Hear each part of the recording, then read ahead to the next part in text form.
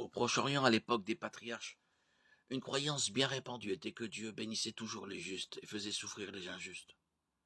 Le livre de Job est une polémique contre cette théologie et un recentrage du point de vue de l'homme sur la justice de Dieu.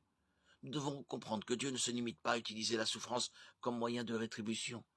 Il l'utilise aussi pour arracher les gens aux choses terrestres qui les attirent si facilement. De plus, Job rapproche les gens de la compréhension de l'œuvre expiatoire de Dieu sur la croix.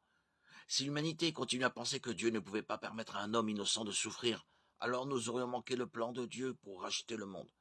Car Dieu a permis la souffrance d'un homme parfaitement innocent, Jésus-Christ, afin d'amener les siens au salut.